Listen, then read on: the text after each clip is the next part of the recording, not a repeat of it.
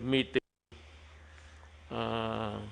this was not all would require the presence of the cabinet members. Yun lang munang ano natin. But later on, as we rumble on maybe tomorrow or day after I shall have talked to the businessmen, then we can decide whether or not we can still modify the modified lockdown that we have imposed. Sige, I would like to turn over the floor to the Secretary of Health. Thank you, Mr. President, and thank you, members of the Cabinet and the IATF. Mr. President, good evening, Mr. Senator, the Chair on Committee on Health. Allow me, Mr. President, to read the Resolution 46A that will highlight the different geographic areas under the recommended community quarantine status, Mr. President. Babasahin ko na lang po, Mr. President. Whereas on March 16, 2020, to prevent the sharp rise of COVID-19 cases in the country, the President placed the entirety of Luzon under enhanced community quarantine until April 14, 2020. Whereas on March 30, 2020, to develop a science-based approach in determining the risk-based classification of areas in the country, the Interagency Task Force convened a sub-technical working group tasked to develop the LGU Epidemic Response Framework and to define parameters in assessing recent developments in the Philippine COVID-19 situation. Whereas on April 3, 2020, the IATF finalized the parameters for deciding on the lifting or extension of the enhanced community quarantine in Luzon, which include trends on the COVID-19 epidemiological curve, the health capacity of the country, the social factors, the economic factors, as well as the security factors. Whereas on April 30, 2020, the Office of the Executive Secretary issued Executive Order number 112 imposing an enhanced community quarantine in high-risk geographic areas of the Philippines and a general community quarantine in the rest of the country from May 1 to May 15, 2020, adopting the omnibus guidelines on the implementation thereof and for other purposes. Whereas on May 27, 2020, the IATF released an updated risk classification in all provinces, highly urbanized cities, and independent component cities in the country, placing localities under different classifications of community quarantine with the goal of balancing economic activity and public health. Whereas as of June 14, there is a total of 25,930 confirmed cases in the Philippines. Now, therefore, be it resolved, as it is hereby resolved, that the IATF approves the following. The recommendations of the IATF Screening and Validation Committee, as amended, are approved beginning 16th of June 2020. The community quarantine classification of provinces, highly urbanized cities, and independent component cities based on epidemic risk level, economic, social, and security considerations, and the appeals and commitment of local government units shall be adopted. Therefore, the following provinces, highly urbanized cities, and independent component cities shall be placed under modified general community quarantine or MGCQ until June 30, 2020. For Luzon, Cordillera Administrative Region or CAR, which includes Abra, Apayao, Benguet, Ifugao, Kalinga, Mountain Province, and Baguio City. For Region 1, Ilocos Norte, Ilocos Sur, La Union, Pangasinan, and Dagupan City. Batanes, Region 3, Nueva Ecija, Pampanga, Zambales, Angeles City, Lucena City. Region 4B, Marinduque, Oriental Mindoro, Romblon, Palawan, Puerto Princesa City, and Region 5, Albay, Camarines Norte, Camarines Sur, Catanduanes, Masbate, Sorsogon, Legazpi City, and Naga City. For Visayas, Region 6, Aklan, Antique, Capiz, Guimaras, Iloilo, Negros Occidental, Iloilo City, Bacolod City, and Region 8, Iliran, Eastern Samar, Leyte, Northern Samar, Western Samar, Southern Leyte, Ormoc City, and Tacloban. Now, Region Zamboanga del Norte, Zamboanga del Sur, Zamboanga, Sibugay, Isabela City. For Region 10, we have Bukidnon, Camiguin, Lanao del Norte, Misamis Occidental, Misamis Oriental, Cagayan de Oro City. Region 11, we have Davao de Oro, Davao del Norte, del Sur, Davao Occidental, and Davao Oriental. Region 12, we have North Cotabato, Sarangani, Darat, Jato City. Region Raga, Agusan del Norte, Agusan del Sur, Island, Surigao del Norte, Surigao del Sur, Butuan City, and the Bangsamoro Autonomous Region in Muslim Mindanao, which includes Basilan, Lanao del Sur, Maguindanao, Sulu, Tawi-Tawi, Cotabato City. The following highly urbanized cities, independent component cities shall be placed under general quarantine or GCQ until June 30, 2020. We have Region 2, Isabela, Nueva Vizcaya, Quirino, and Santiago City.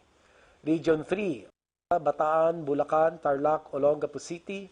Region 4A, we have Cavite, Laguna, Batangas, Rizal, Quezon, and Mindoro. For Visayas, we have Region 7, Bohol, Cebu, Negros Oriental, Siquijor, Mandaue City, Lapu-Lapu City. For Mindanao, we have Zamboanga City, Davao City. All cities of the National Capital Region, NCR, and the Municipality of Pateros shall be placed under GCQ until 30 June 2020. The NCR Regional Task Force, RTF, is hereby directed to monitor health system capacity and utilization rates across health facilities and ensure strict compliance to surveillance, isolation, treatment, and minimum health system standards.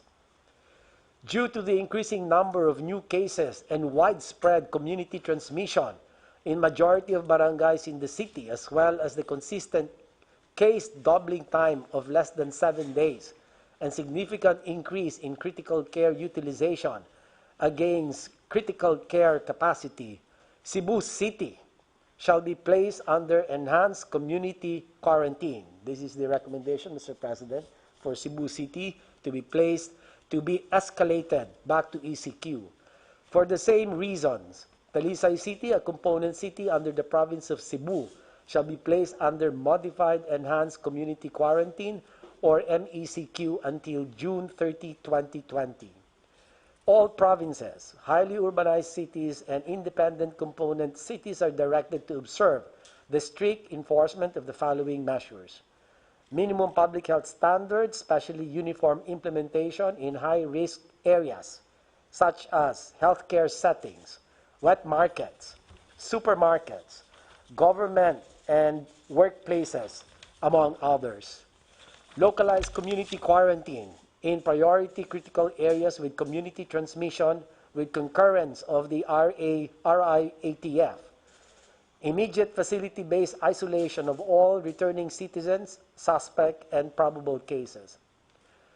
Scaling up of local health system capacity, especially for community isolation and critical care, including dedicated mechanical ventilators, ICU, isolation and ward beds for COVID-19 cases. And last but not least, submission of complete and accurate data through COVID Kaya and DOH Data Collect. The regional COVID special teams, in cooperation with the regional task force, are directed to A. Oversee and assist surveillance monitoring and contact tracing of suspect and probable cases with full mobilization of composite teams in areas with continuous transmission. develop a ground operations plan to urgently execute control and public health measures in the next 2 weeks. Sir, Mr. President, this IATF has been approved during the 46th Interagency Task Force meeting today, as reflected in the minutes of the meeting held this 15th of June 2020 via video conference. So these are signed by the chair of IETF and the co-chair, Secretary Carlo Alexi B. Nograles. Thank you, Mr. President. We will talk about education, but the most pressing problem, or the most question, the question most asked is why is it that there is only a small drop in the tuition fees even with this new learning setup? You can answer that later, and you can have your own order of talking. Good evening, Mr. President. Good evening, Senator Bong. And good evening to my colleagues in the Cabinet. Mr. President, we in DepEd are truly appreciative of this opportunity to brief you on the latest developments in education, because education is everyone's business, from the parents to the business people and of course our learners and our teachers. I would like to take up three items with you in my presentation. One is we'd like to share with you the latest enrollment data. Mr. President, we started enrollment period June 1 to 30 online. And as of in our presentation, we had a brief battle of quotes from you with media. Some parts of media would say the president says that you are like this, you are like that, and then I answer back with an exact quote of what you said during our last briefing with you last May 28. But thankfully that issue has now been resolved, because media is now busy with other concerns, especially court cases. Sagutan, parang religious debate, Mr. President, na sagutan about the same source. Sabi ni President ganun, tapos kami naman, sabi ni President ganyan. But we took your exact words. Anyway, insofar as enrollment, Mr. President, are concerned, enrollment numbers, we started enrollment June 1, and right now, supposedly the 15th day of the month, but it's actually mga 12 days lang ito, including the holidays, 11 days. It's already 10,654,795 learners, 10.6 million enrolling online with their parents, because we are not allowing any physical enrollment. The highest, of course, is region 4A, and then you have region 3 and region 4. At the same time, also, those who were most vocal and about their concerns on the opening of school, Mr. President, are of course the LGUs, because education takes place in their territory. So now LGU support has been coming in, and every day we get messages of support from local government units, because we have been aggressively informing them of what our learning continuity program is about. Many assume, Mr. President, pag sabi mong opening ng school year, therefore it is face-to-face. And we have been saying that since May 8, pero it takes time for the idea to sink in, because usually pag opening ng school, we always think face-to-face or in-person enrollment. So we have an increasing number of local government support already. And also with the approval, the consent of the ILG Secretary, we met with 10 associations or leagues of local government in the Philippines, including League of Provinces, League of Cities, League of Municipalities, Liga ng Barangay, League of Vice Governors, board members, etc.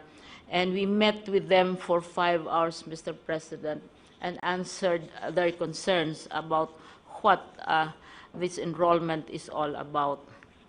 Mr. President, we also have, since May, we have April, we already started a roadmap because we had to select or identify a date, Mr. President, because we cannot keep people hanging. We have to have a target, we have to have a goal in view of all these developments. So as early as several months ago, we already consulted. We consulted nearly 800,000 respondents as to what is the appropriate date and what they would prefer. And August consistently came out because it's the closest to what the law says. So right now, mayroon na kaming roadmap, Mr. President, which we started May and June, remote enrollment, etc. Last time I was with you, Mr. President, I briefed you on the what a blended enrollment, blended curriculum is all about. First, it can be through a ICT platform. By the way, questions were raised as to why did we not use the UNICEF platform? Because UNICEF developed platform for other countries. The reason, Mr. President, is we already have a platform, and when we had a talk with UNICEF, sabi nila, we have a platform, and there's no need for them to do it for us. And they are also giving us assistance, especially in the operation of this platform. Pero hindi na nila pinilit yung kanilang platform, which they're doing for Ukraine and other countries. Now, sinabi na natin, Mr. President, kung hindi pwede sa online, kung pwede sa cellphone. There are 179 million cell phones, more humans than cell phones in the country. And I see a lot of cabinet members, hindi ko lang kaya, hindi ko sila ma-match, attending IATF meetings from their smartphones. And so mas marami yung cellphones kaysa tao. So kung hindi pwede yung platform, pwede sa cellphone. The other, which is attracting a lot of attention from other countries, is the use of television.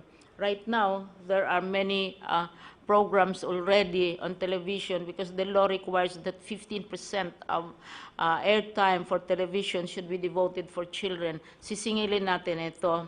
So, all these possibilities, pero talagang kung wala talaga, Mr. President, walang internet, walang cellphone, walang TV, walang radio, yun sinasabi nating IBM that it's better manual. So we are producing also learning modules, but the children should not be going out to get the learning modules. This is where, Mr. President, kaya we are going to work very closely with local government units kasi yung mga barangay sa kanilang kiosk, sa kanilang where their offices are, doon i-deposit ng learning modules. Pipick upin ng parents, maybe kasi usually we allow one member of the family to go out, pick upin ng parents, and then in the afternoon, kung anong homework nila, ang teachers naman ang mag-pick up, i-correct. So, it will be a relay of materials. Kung talagang hanggang manual lang ang makayanan ng isang local government or isang school. So, ito, Mr. President, what is new? Everybody talks new normal. But what we are suggesting, Mr. President, is not really new. Because it has been there since the 1800s, like the radio.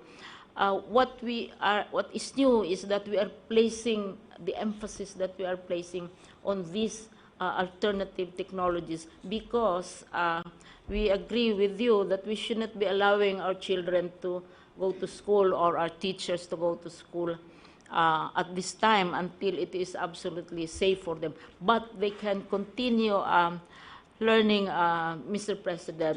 So, yun na ang mga ibang mga ginagawa namin, yung pag-upskill ng teachers as well as the students themselves.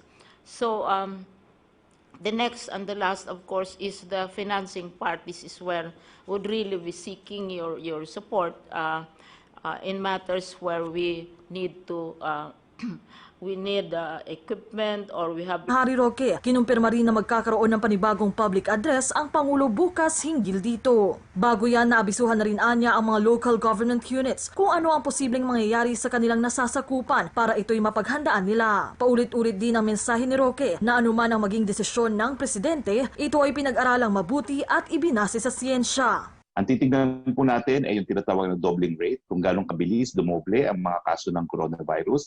At titignan din natin yung kapasidad natin para magbigay ng critical care dun sa posibleng magkasakit, no? Dahil wala pa naman nga tayong bakuna at wala pa tayong gamot sa COVID-19. Kinukonsiderin din natin yung economic considerations, no? Kung masyado na talaga nasasaktan ang lokal na ekonomiya. Mel Moras para sa Bayan.